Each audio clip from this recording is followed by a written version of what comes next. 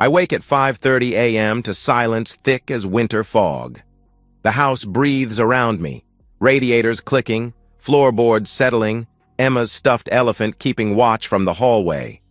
I slip past the kids' room, bare feet finding the cold spots between rugs, and pad downstairs to start the lunches. PB&J for Emma, no crust. Turkey and cheese for Aiden. Extra pickles because he's 6 and thinks they're hilarious. I line up the Tupperware containers like soldiers, each labeled in my careful block letters. The routine steadies me, gives shape to mornings that feel increasingly hollow. Mitzi appears at 6:15, already dressed in a tailored navy dress that hugs curves I used to trace with my fingertips. Her heels click against hardwood as she moves through the kitchen with purpose I don't recognize. She spritzes herself with perfume, something floral and expensive that makes my chest tighten. When did she start wearing perfume to work? "Morning," I say, holding up the coffee pot. She shakes her head, already scrolling through her phone with the screen angled away from me. "Getting Starbucks on the way." "Since when?" "We've shared morning coffee for 13 years. The kids thunder downstairs at 6:45, Emma's hair still wild from sleep, Aiden dragging his backpack by one strap. They collapse into chairs like tiny hurricanes finally losing steam. I set their plates down, scrambled eggs, toast cut into triangles. "We have an art show next Friday," Emma says between bites. "Mrs. Henderson says parents can come during lunch." "I'll be there," I say automatically. Mitzi doesn't look up from her phone. The screen reflects blue light across her face, making her look distant, like she's already somewhere else. "Mom?" Emma tries again. "The art show?" Mitzi glances up briefly. "Oh, I have that campaign presentation. We'll see." Emma's face falls just slightly, a practiced disappointment that tells me this isn't the first time. I catch her eye and wink. She grins back. Crisis averted for now. At 7:30, Mitzi kisses the kids' foreheads in a perfunctory way that feels more like muscle memory than affection. Her lips brush my cheek, leaving behind that unfamiliar scent. "Late night again?" I ask. "Probably. The Morrison Industries campaign is killing me." She's already halfway to the garage, heels clicking their retreat. The door slams, engine starts, and she's gone. The house feels larger in her absence, like a held breath finally exhaled. That evening I fold laundry while the kids watch cartoons. Mitzi's clothes smell different now, not just the perfume, but something underneath, something that doesn't belong to our life. I find myself holding one of her blouses longer than necessary, searching for traces of the woman I married. In the basement, I discover a box of old home videos. I load one into the ancient player, Emma's 3rd birthday, 4 years ago. On screen, Mitzi laughs as our daughter blows out candles, her face radiant with genuine joy. The woman in that video looks like someone I used to know. Sunday afternoon, the Walters host their monthly barbecue. I arrive alone again, carrying a store-bought pie and explanations that feel increasingly hollow. "Where's the missus?" Jeff Walters asks, already 3 beers deep. "Working. You know how it is." Jeff chuckles, sharing a look with his wife Karen. Maybe Mitzi's allergic to fun these days. Laughter ripples through the group. I force a smile and change the subject to baseball, but the words stick in my throat like broken glass. Later, taking out the trash, I notice Mitzi's phone buzzing on the kitchen counter. The screen lights up with a notification. "Tom, can't stop thinking about last night." My hands freeze on the garbage bag. The phone goes dark, then lights up again. "Tom, when can I see you again?" I pretend I didn't see it, but the damage spreads through my chest like spilled ink.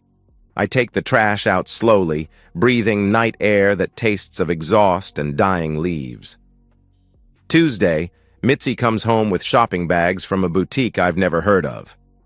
She models a silk blouse that costs more than our weekly grocery budget. "For work," she explains. But she's looking at herself in the mirror, not at me. Her reflection smiles back with a secret I'm not allowed to share. Wednesday, I catch her texting at the breakfast table, fingers flying across the screen. When I walk into the kitchen, she quickly locks the phone and sets it face down. Everything okay? Just work stuff. But she won't meet my eyes. That night in bed, I reach for her hand like I've done 1,000 times before. She pulls away gently, muttering about being tired, and turns toward the wall. I lie awake listening to her breathe, wondering when we started sleeping like strangers. Thursday passes in a blur of routine punctuated by small rejections. Friday evening, after the kids are asleep, I find myself scrolling through old photos on my laptop. Lake Geneva, 2 summers ago. Mitzi barefoot in the sand, laughing at something Aiden said. Emma building castles while we held hands and watched waves chase the shore. The memory feels borrowed from someone else's life. My inbox chimes. New message from Anonymous. No subject line. My cursor hovers over it for a long moment before I click. 2 photos load slowly. The first shows Mitzi at a hotel bar, standing close to a man in an expensive suit. Too close. Their body language speaks a language I've never learned to read. The second photo stops my heart. They're kissing under neon light, her hand on his chest, his fingers tangled in her hair. The timestamp reads, Tuesday, 8:47 p.m. The same Tuesday she texted me about staying late for a client dinner. I stare at the screen until the images burn themselves into my retinas. The man has dark hair and confident shoulders. He looks like everything I'm not, polished, powerful, dangerous. I close the laptop and sit in darkness, listening to the house settle around me. Upstairs, Mitzi sleeps peacefully while my world quietly tears itself apart at the seams. The photos feel unreal in the morning light, like frames from someone else's nightmare. I check them again. Mitzi's necklace, the one I bought her for our anniversary, catches the hotel's neon glow. Her posture, the way she tilts her head when she laughs, the small scar on her wrist from when Emma was learning to walk. Every detail confirms what I don't want to believe. I pull up Mitzi's calendar on the shared iPad. Tuesday.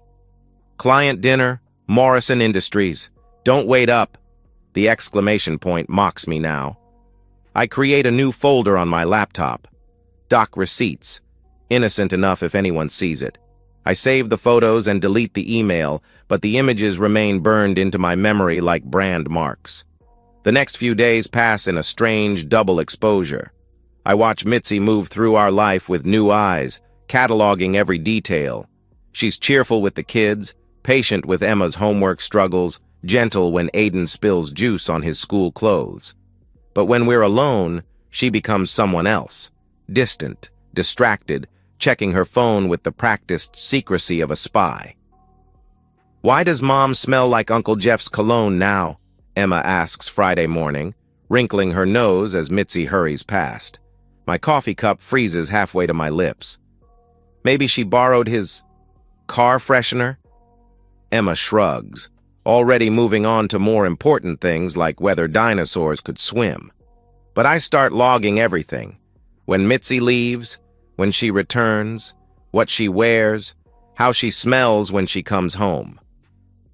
Tuesday morning, after the kids catch their bus, I corner Mitzi at the kitchen table.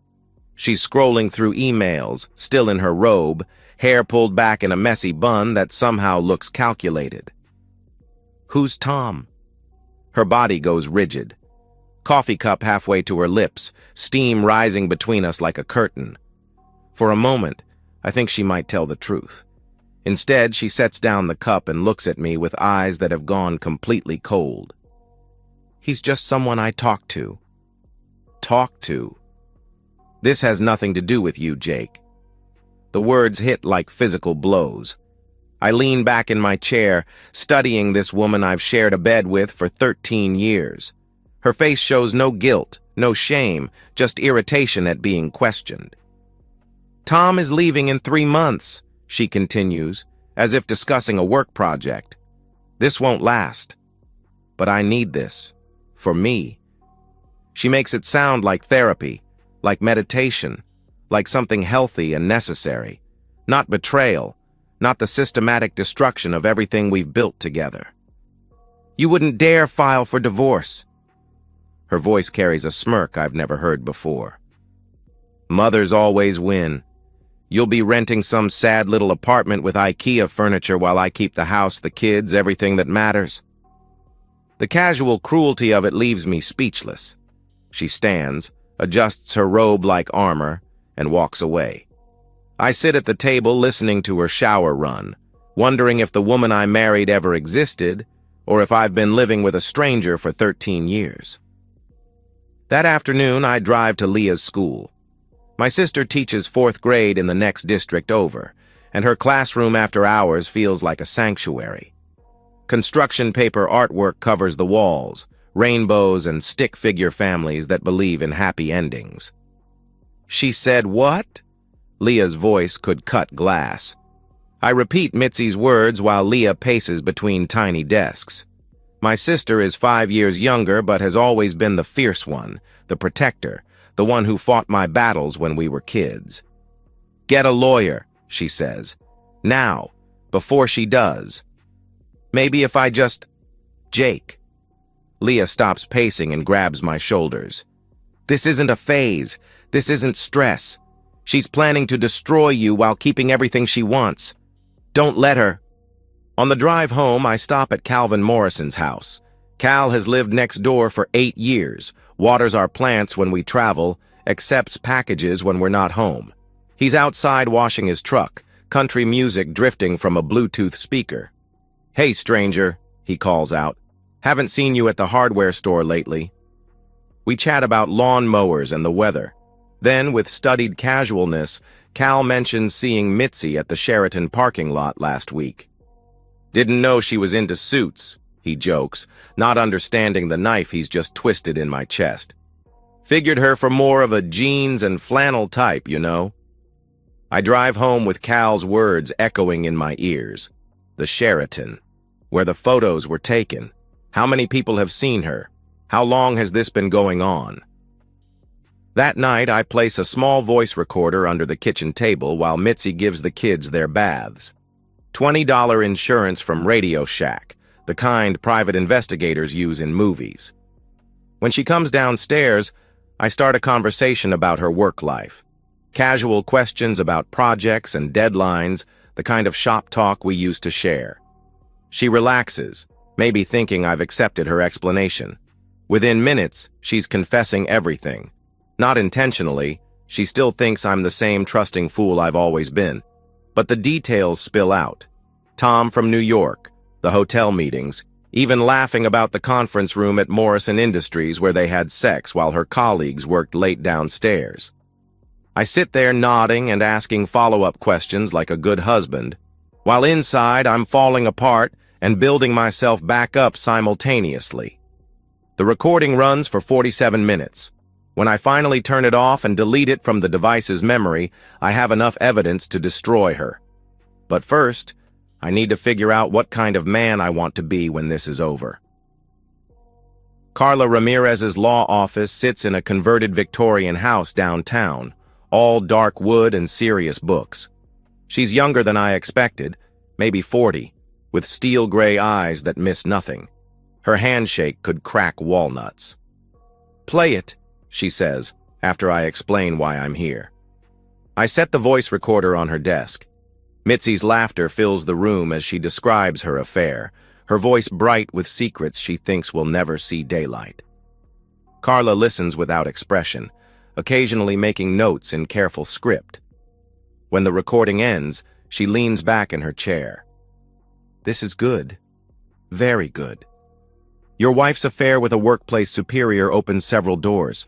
I can argue for shared custody and likely get any alimony claim denied." She explains the legal landscape with surgical precision. Illinois law favors joint custody when both parents are involved, which I am. Mitzi's threats about mothers always winning are mostly bluster, especially with evidence of misconduct. "But you need more than this," Carla continues. "Digital evidence, paper trails, Documentation of the timeline. Can you get that? I can. At home, I set up a systematic evidence collection system. Screenshots of shared calendar entries, time-stamped automatically. Cloud backup data from our family Apple account that Mitzi forgot I had access to. GPS logs from our shared car account showing trips to the Sheraton when she claimed to be at client dinners. The text messages between Mitzi and Tom make my stomach turn. Explicit discussions of hotel rooms and creative uses of Morrison Industries office space. Worse are the casual dismissals of our family, our marriage reduced to an inconvenience they have to work around. Jake won't notice, Mitzi writes in one thread. He's too busy being the perfect dad to pay attention to anything else. I screenshot everything, organize it by date, cross-reference with her public calendar. The pattern that emerges is devastating. A systematic campaign of deception that spans months, not weeks. Carla's next assignment is research on Tom himself. Thomas Hanley, 44, Senior Marketing Director for a Manhattan consulting firm. Married to Dana Hanley, a successful realtor. 2 teenage daughters. His LinkedIn profile shows a man in an expensive suit shaking hands with corporate executives. More importantly, his company's employee handbook explicitly prohibits relationships between supervisors and subordinates. Tom is technically Mitzi's superior on the Morrison Industries project. If HR learns about the affair, his career is finished. I find Dana Hanley's real estate website. Professional photos show an attractive woman with kind eyes, standing in front of a suburban dream house. Married 21 years, according to her bio. I bookmark her contact information but don't reach out. Not yet. Instead, I start a journal. Not for therapy, though Dr. Beck would approve, but to keep myself focused on what this is really about.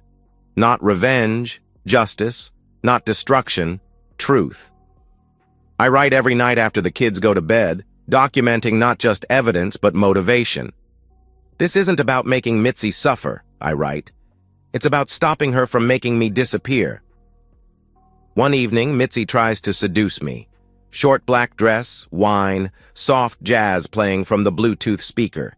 She moves toward me with practiced sensuality, fingertips trailing along my arm. I stiffen and step back. You don't get to pretend it never happened. Her face transforms from sultry to furious in seconds. You're being cold, manipulative, controlling. She spits the words like accusations, her voice rising. I'm trying to connect with you and you're making me the villain. The gaslighting is so smooth I almost believe her. Almost. Instead, I turn and walk upstairs, leaving her alone with her wine and her lies. That night, she doesn't come to bed. I find her on the couch in the morning, still in the black dress, makeup smeared. She doesn't speak to me for 3 days, communicating only through the kids. Tell your father dinner is ready. Ask your father if he picked up the dry cleaning. I don't take the bait. Instead, I email myself a copy of the recorded confession and store it on an encrypted flash drive hidden in my toolbox. Insurance, in case Mitzi gets suspicious and starts covering her tracks. Carla prepares draft documents and instructs me to wait until Tom's HR office reopens after the President's Day holiday. Maximum impact requires perfect timing. The night before execution, I sit on Emma's bed after story time. She's curled up with her stuffed elephant, hair spread across the pillow like spun gold. Daddy? Yeah. Sweetheart? Are you and Mom fighting? My throat constricts. Grown-ups sometimes have disagreements, but whatever happens, I'm not going anywhere. You understand? I'll always be your dad. She nods solemnly, then brightens. Can we have pancakes tomorrow? Sure we can. I kiss her forehead and turn off the light, leaving the door cracked so hallway light can chase away monsters. If only it were that simple. Monday morning arrives gray and cold, snow threatening from low clouds that match my mood. I wake early and make pancakes as promised, watching Emma's face light up with maple syrup and childhood joy. These moments feel precious now, like photographs I'm taking before everything changes. At 10:02 a.m., while I'm reviewing blueprints at the engineering firm, my phone buzzes with a text from Carla. Package delivered. Downtown at Morrison Industries, a professional courier hands Mitzi divorce papers in front of her entire marketing team. I imagine her face as she signs for the envelope, the precise moment when her careful world begins to crumble. Simultaneously, 800 miles away in Manhattan, Tom Hanley receives his own package at corporate headquarters. Divorce papers wouldn't mean anything to him, but the enclosed transcript of Mitzi's confession and formal HR complaint will change everything. I work through lunch, focusing on load calculations and steel beam specifications, anything to keep my hands busy and mind occupied. At 3:15, my phone explodes with calls from Mitzi. I let them go to voicemail. She storms through our front door at 6:30, mascara streaked down her cheeks like war paint, still clutching the divorce papers. Emma and Aiden look up from their homework with wide eyes. "Upstairs," I tell them gently. "Finish your math up there." They scatter like startled birds. Mitzi waits until their footsteps fade before unleashing fury that shakes the windows. "You humiliated me," she screams. "In front of everyone, my career is ruined." I sit at the kitchen table, hands folded, voice steady. "Number, I just stopped lying for you." She comes at me with accusations, threats, tears that feel manufactured. I've seen this performance before, the wounded victim routine that worked for 13 years. Not anymore. "I gave you everything," she sobs. "My best years, my body after 2 pregnancies, my dreams so you could build your little suburban life." "And I gave you my trust," I reply. "You decided it was worthless." By Thursday, Tom Hanley is pulled from the Morrison Industries project pending investigation. Friday brings suspension without pay. Monday, he's terminated for violating company policy. Carla's contacts in New York confirm the details through careful legal channels. Dana Hanley files for divorce Wednesday morning. She sends me a brief email through Carla. "Thank you for telling me the truth. I deserve to know what my husband was really doing in Chicago." The local PTA network buzzes with whispers.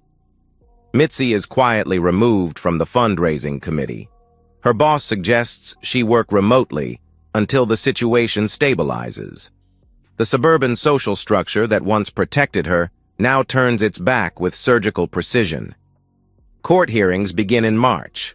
Carla presents our evidence like a prosecutor building a case. Voice recordings, digital evidence, documented timeline of deception. Mitzi's lawyer, a tired-looking man in an expensive suit, struggles to mount any defense beyond character assassination. "My client was going through a difficult period," he argues. "Temporary poor judgment shouldn't destroy a family." Judge Martinez, a woman in her 60s with no patience for excuses, listens with growing irritation. When Mitzi takes the stand and tries to minimize the affair as a brief lapse in judgment, the judge cuts her off. "Mrs. Martin, this court has heard 47 minutes of recorded confession detailing systematic deception spanning 6 months. That's not a lapse, that's a pattern." The final ruling comes in April. Joint custody, 50-50 split. No alimony due to equal earning capacity and Mitzi's demonstrated misconduct. I get the kids alternating weeks, holidays split fairly, school events shared. Mitzi tries one last manipulation, cornering me in the courthouse hallway. "Can we make a deal? I'll drop the custody fight if you withdraw the HR complaint. Tom lost his job, his wife, everything. Isn't that enough?" I study her face, searching for the woman I once loved. She's still there, somewhere beneath the desperation and calculation, but she's buried too deep to matter anymore. No. That night, Emma's school play premieres. I arrive early, claiming a seat in the 3rd row. Mitzi appears minutes before curtain, sliding into a chair 2 rows behind me. She looks smaller somehow, diminished. Emma shines on stage as a talking tree, her voice clear and confident as she delivers lines about growing strong roots. When the curtain falls, she runs straight to me, program clutched in her tiny fist. "Did you see me, Daddy? Did I do good?" "You were perfect, sweetheart. Absolutely perfect." Mitzi approaches hesitantly, phone in hand to take pictures, but Emma has already wrapped herself around my legs like a koala. The moment passes without conflict, but the message is clear. That weekend, I change the locks. One night in May, Mitzi calls crying. Real tears this time, not performance art. "Can we just stop all this fighting? I'm tired, Jake. I'm so tired of being angry all the time." I consider her words, sitting in my new apartment kitchen with coffee growing cold. Through the window, I can see the elementary school playground where Emma and Aiden spend their afternoons. "I'm not fighting," I tell her finally. "I'm just finished." The line goes quiet except for her breathing. "I never meant for it to go this far," she whispers. "Yes, you did. You just never thought I'd figure it out." I hang up and turn off the phone. Outside, streetlights paint everything in amber, and the world feels still and clean, like air after rain. My new apartment sits in a complex built around a courtyard where kids ride bikes and parents drink coffee on weekend mornings. 2 bedrooms, hardwood floors, windows that face east, so Emma and Aiden wake up to sunshine when they stay with me. The first night they spend here, we hang their drawings on the walls, rainbows and stick figures and a portrait Emma drew of all of us as superheroes. The refrigerator fills with school notices and soccer schedules, creating the architecture of a life that's mine again. I buy a dining table from Craigslist, solid oak that an elderly couple refinished themselves before moving to Florida. 8 chairs, even though we only need 3. The seller throws in placemats with roosters on them that make Aiden giggle every morning. "Why roosters, Daddy?" "Because they wake up happy every day." At Mitzi's house, things unravel with mathematical precision. Her marketing manager begins CCing HR on all communications. Projects get reassigned to colleagues who offer thin smiles and careful distance. The career she built with such careful ambition crumbles like sandcastles at high tide. I never speak badly about Mitzi to the kids, though Emma asks questions that slice through my chest. "Why doesn't Mom smile anymore?" "Grown-ups sometimes go through sad times," I tell her. "But it's not your fault, and she still loves you very much." When Aiden wonders why Mommy's house smells different now, I realize Mitzi has stopped wearing that floral perfume. Without Tom in her life, she's reverted to the unscented soap and shampoo of someone who's given up trying to impress anyone. At the grocery store, I watch former friends cross to different aisles when they see Mitzi approaching. The social fabric of our suburban life, once so welcoming and supportive, has quietly blacklisted her. Not cruelly, suburban women are too polished for open cruelty, but completely. Leah invites me to a men's support group that meets Thursday nights in a church basement. Fluorescent lights and folding chairs and coffee that tastes like it was made yesterday, but the stories these men tell help me understand I'm not alone. "She took my house, my kids, my dog," says Robert, an accountant whose wife left him for her personal trainer. "But I realized something. She couldn't take who I was before I met her. That guy was still in there, just buried under 15 years of trying to make her happy." Dr. Alan Beck, my therapist, helps me excavate that buried version of myself. Weekly sessions in his office that smells like leather and old books, working through years of emotional suppression and conflict avoidance. "You spent 13 years trying to be the perfect husband," he observes during our 6th session. "What would happen if you just tried to be Jake?" I find my old mountain bike in the garage, clean the rust off the chain, and start riding forest trails along the river after work.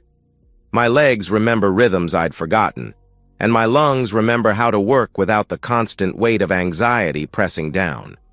Mitzi sends texts that swing between apologetic and hostile like a broken pendulum. "I know you hate me, but the kids need stability." "You ruined my life for what? Your ego?" "I'm sorry. I'm so sorry. I never meant to hurt you. You're turning my children against me. I read them all but never respond.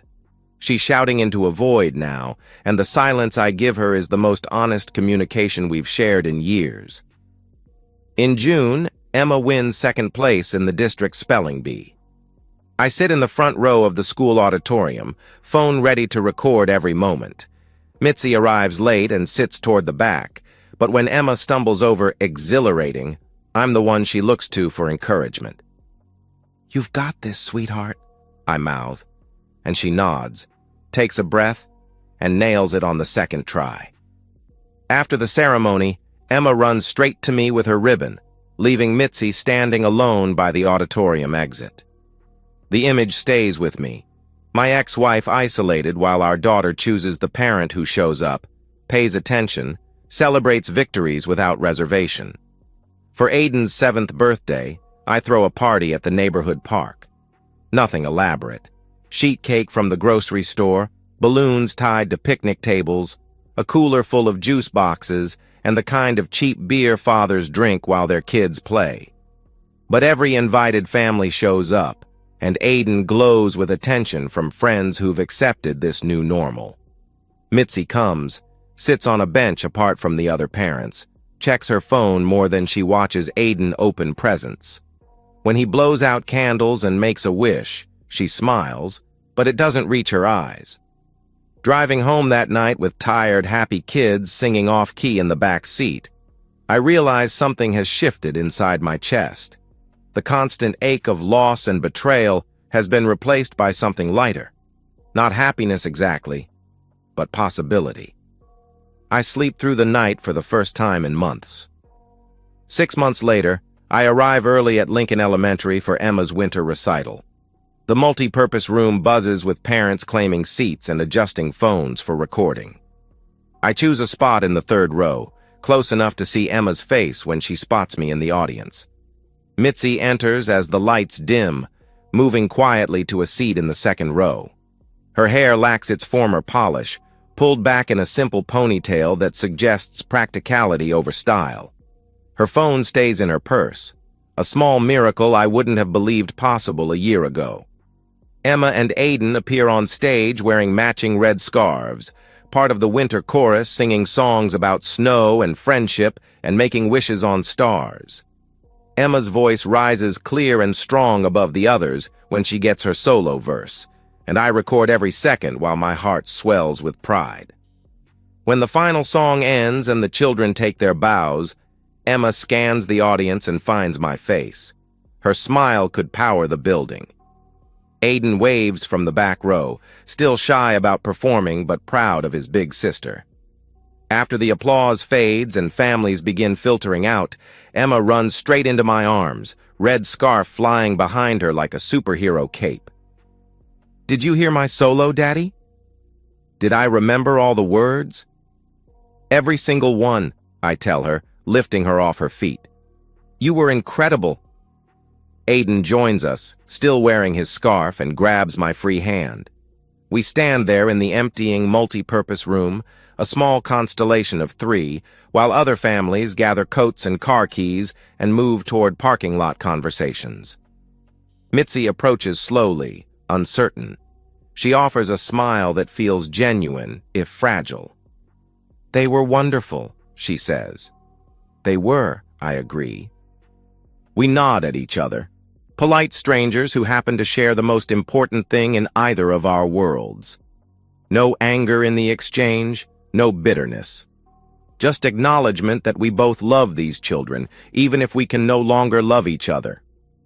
Back at the apartment, I make hot cocoa while Emma and Aiden hang their performance scarves by the door like trophies.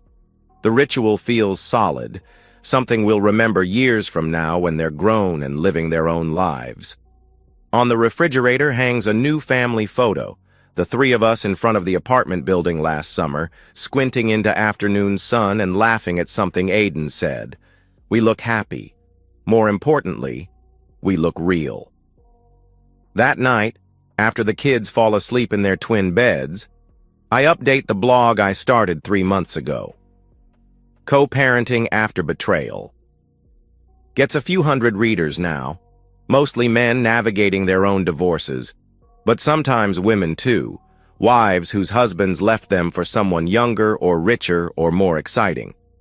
Tonight's post is about forgiveness, not the kind Hallmark movies sell, but the messier, more practical version that lets you sleep at night and focus on your children during the day. A reader comments, "How do you get past the anger? I wake up wanting to burn everything down." I type my response carefully. You don't have to win. You just have to heal. Winning implies someone else has to lose, and your kids don't deserve to lose either parent. Healing means you get to be whole again, regardless of what anyone else chooses to do. Before closing the laptop, I look at myself in its dark screen. The reflection shows a man I recognize, leaner than before, with lines around his eyes that come from squinting into sunlight instead of straining to see in darkness. I like who I see. In the bedroom, I set my alarm for 6:30. Tomorrow is Saturday, which means pancakes and park visits and whatever adventure two kids can dream up in a day that belongs entirely to us. Mitzi got the house, the furniture, the calendar we built together over 13 years of marriage. She kept the physical artifacts of our shared life. But I got something she can never take back. The version of myself that loved unconditionally, trusted completely, believed in promises made at altars and in quiet moments between heartbeats. That version is mine again, scarred but stronger, cautious but not cynical. She lost the man who would have done anything to make her happy. And that's something she can never get back. I turn off the light and listen to the apartment settle around us. Emma murmurs something in her sleep, probably dreaming of standing ovations and perfect performances. Aiden's breathing comes steady and deep, the rhythm of a child who feels safe in his world. Outside, snow begins to fall. The first real snow of winter, the kind that transforms ordinary landscapes into something magical by morning. Tomorrow, we'll build snowmen in the courtyard and drink hot chocolate until our stomachs hurt and create memories that belong only to us. The future spreads out ahead like fresh powder, unmarked and full of possibility. I close my eyes and sleep. And that's the end of today's story. If you enjoyed it, please give this video a thumbs up and drop a comment below. Your support helps the algorithm push my content further. If you're new to the channel, don't forget to hit that subscribe button. It really helps me keep creating more stories for you. Thanks for watching, and I'll see you in the next one.